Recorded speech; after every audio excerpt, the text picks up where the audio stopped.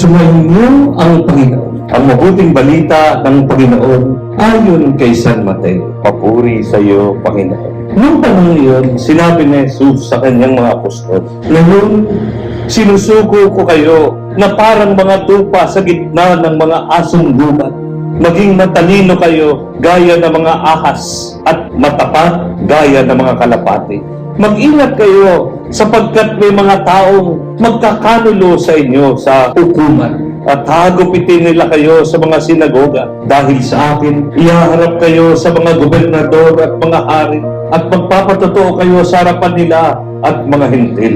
Kapag nililitis na kayo, huwag kayong mabalisa tungkol sa sasabihin ninyo o kung paano ninyo sasabihin. Pagdating ng oras, ito'y pagkakalob sa inyo, sapagkat hindi kayo ang magsasalita, kundi ang Espiritu ng inyong Ama ang magsasalita sa pamagitan ko. Ipagkakanulo ng kapatid ang kanyang kapatid upang ipapatay. Gayon din ang gagawin ng Ama sa kanyang anak.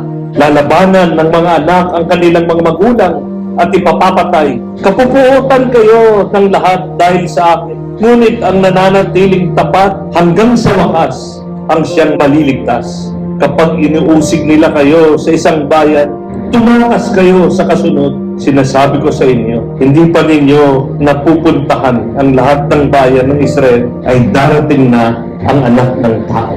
Ang mabuting balita ng Panginoon. Mababasa sa Ebanghelyo ang patuloy na pagsusugo ng Panginoon sa kanyang mga apostol upang ipahayag ang mabuting balita tungkol sa paghahari ng Diyos.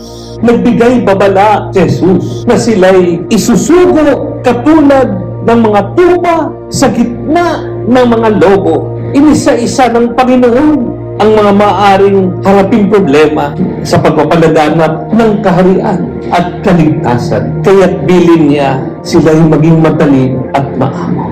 Ang pagiging matalino at maamo, ang dalawang katangian na inaasahan sa atin bilang mga Kristiyano. Hindi maaaring aanga-anga ang isang Kristiyano sa gitna ng battlefield, sapagat ang mundo ay parang istasyon o isang gera kung saan maharap tayo sa sabot-saring mga pagsubok at problema. Ang hindi matatag at matapang ay hindi magwawagi. Sa kabila ng lahat ng mga pagsubok at problema na harapin ayon sa Panginoon, tatayong sandata ng isang tapat na disipulo, ang karunungan na nagmumula sa taas, taliwas sa karunungan na handog ng mundo.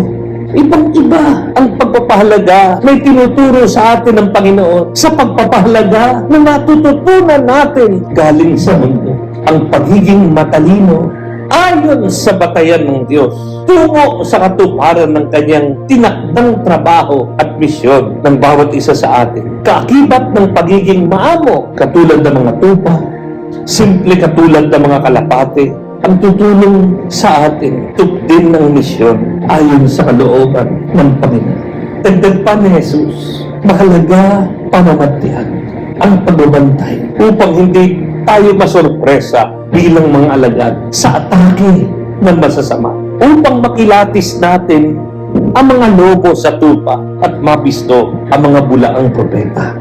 Sa paraang ito, hindi natin mapapalagpas anumang oportunidad na ipahayag ang kabutihang dulot ng paghahari ng Diyos o paghahari ng katotohanan. Mahalaga na maging mapagpakumbaba, manatiling simple at payak sa ating ugali upang hindi tayo malinlang, upang panatilihin natin ang kaniningan ng karunungan. Paliwanag ng simbahan, as Christians, we have to both live and propagate these two virtues which strengthen and complement each other. Simplicity means having rectitude of intention and behaving with firmness and consistency. Prudence, on the other hand, always points to us the most appropriate means of achieving our end. This virtue enables us to know objectively the reality of things according to their ultimate ends, to judge with certainty concerning the right way to follow and to act inconsequence. Simple lang sinasabi, ang taong marunong, alam niya kung anong tama at mali at palaging sumusunod sa tama. Maaring malin lang tayo ng mundo, pero ang sabi ng Panginoon, manatiling tayak. Simple. Upang malaman mo kung sino talaga ang nagsisinungaling. Kumapit sa katotohanan kung sino at ano tayo bilang mga alagad upang maging tapat tayo sa kung sino at ano tayo hanggang sa kahuli.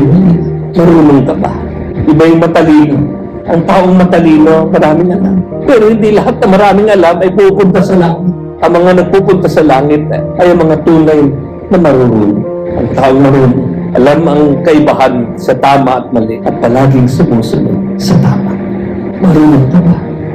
Mahalagang hilingin sa Diyos na palagi tayong gawing marunong sa buhay upang hindi tayo magkamali. Sapagkat kung anumang desisyon ang gawin natin ngayon ay maaring makaapekto sa ating kinabukasan. Maaari natin sabihin, lahat ng desisyon na ginagawa natin sa kasalukuyan ay mayroon at mayroong epekto sa kinabukasan. Kahit maliliit na desisyon lamang, maaari tayo ma-wrong turn sa buhay. Kaya kailangan maging marunong. Ang sabi pa, turo ng Sipa, paano tayo magiging marunong?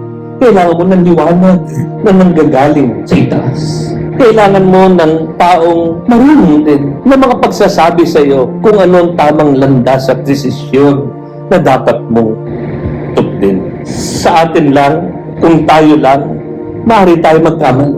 Pero kasama ang isang taong marunong, ang kanyang payo ay lubos na makakatulong sa atin. Sapagkat mahina tayo sa pagkikilatis. Nadadala tayo ng ating emosyon kadalasan. Pero kailangan natin ng payo ng mas marunong sa atin. Kaya nga sa simbahan may tinatawag na gabay o patnubay espiritual. O kaya isang kaibigan, di naman necessarily pare, na magsasabi sa iyo kung ano ang tama. Upang paalalahanan ka. Alam mo naman kahit yung mga bata, sabihan mo yan kung anong tama at kausapin mo puso sa puso, damdamin sa damdamin. At pag naiintindihan natin kung bakit tama ang isang bagay, susundin at susundin. Kung susundin lang natin ang karunungan ng mundo, maaaring matagal na tayong na-discourage. Pero katulad ng mga alagad, alam na nga nila, kailangan mayroong tapang na ikapapahamak nila ang pagsunod sa tama. Malalim ang kanilang pananampalataya na hindi sila pababayaan ng Panginoon, na hindi sila nag-iisa sa mundong ito.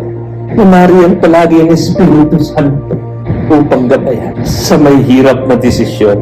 Huwag kang mag-atubiling humingi ng tulong sa itaas. At siguradong gagabayan ka ng Panginoon sa wasto at tama. At kung maaaring marami ng pagkakamali sa buhay natin, nandiyan pa rin ang Diyos para tayo tulungan maibalik sa tamang landas. Gusto mo bang maging malaya na? Simple lang. Sundin mo ang tama. Gawin mo ang tama. Kahit na ano pa man mag-epekto nito. At hindi ka papabayaan ng Panginoon. Gusto bang maging malaya, matuto kang magpaya. Kumbinsido na kasama mo ang Panginoon.